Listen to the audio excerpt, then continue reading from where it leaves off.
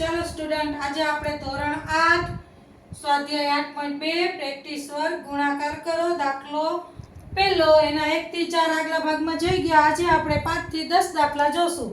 તો શરૂઆત પહેલા તો આપણે સહગુણકનો સહગુણકારે ગુણાકાર કરશું, પછી ગુણ્યા a ગુણ્યા b ગુણ્યા b નો વર્ગ। હવે બરાબર કરી 3 2 6 સહગુણકનો ગુણાકાર a અહીંયા જોવાનું છે ક્યાંય તો ન હોય તો ખાલી એ લખવાના। અહીંયા b ની ઘાત હંમેશા ઘાત હોય એટલે ઘાતનો સરવાળો થાય, તો અહીંયા કઈ ઘાત નથી એટલે સમજવાની 1 અને આ 2 ઘાત એટલે કુલ 3 ઘાત થાય એટલે b ની 3 ઘાત।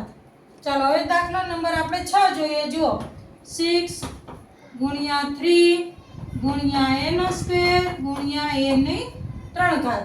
હવે 6 3 પહેલા 18 લખશું આપણે 18, પછી આ a નો વર્ગ છે અને a ની 3 ઘાત, ઘાતનો હંમેશા શું થાય સરવાળો થાય એટલે સીધું જ આપણે લખી નાખીએ a ઉપર 2 ઘાત વત્તા 3 ઘાત, એ બેનો સરવાળો કરો એટલે a ઉપર 5 ઘાત।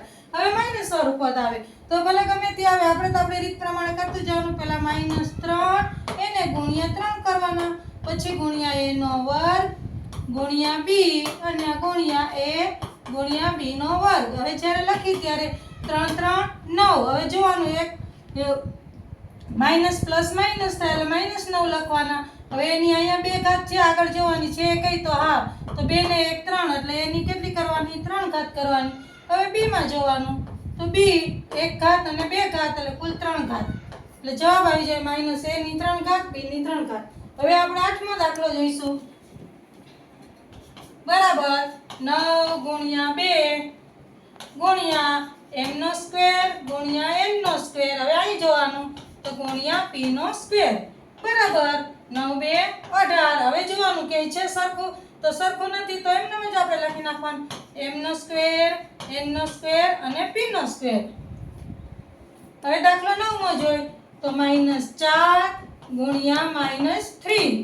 હવે અહીં જોવાનું તો x નો સ્ક્વેર ગુણ્યા y ગુણ્યા x નો સ્ક્વેર ગુણ્યા y નો સ્ક્વેર બરાબર। હવે જુઓ અહીંયા માઈનસ છે અહીંયા માઈનસ છે એટલે પહેલા બેનો ગુણાકાર કરવાનો, તો 4 3 12 2 માઈનસ માઈનસ પ્લસ થાય એટલે પ્લસ જ રાખવાના। હવે જોવાનું અહીંયા x ની કેટલી ઘાત છે 2 ઘાત છે, આગળ છે ક્યાંય તો હા 2 અહીં ઘાત એટલે 2 ઘાતનો સરવાળો થાય એટલે 1 ની સીધી 4 ઘાત થઈ જાય। ને એવી રીતે y ની અહીંયા 1 ઘાત છે અહીંયા 2 ઘાત છે એટલે સીધી y ની 3 ઘાત થઈ જશે। હવે દાખલો 10મો જોઈએ આપણે તો 2 ગુણ્યા હવે જોવાનું એ માઈનસ છે તો માઈનસ લેવાના ગુણ્યા x ની 4 ઘાત ગુણ્યા x નો વર્ગ। હવે આ બેનો ગુણાકાર કરો તો 3 2 6 પણ કેવા આવશે માઈનસ આવશે, અને અહીંયા x ની 4 ઘાત એ 2 હે તો સીધું શું કરી નાખવાનું x ની 6 ઘાત। Thank you.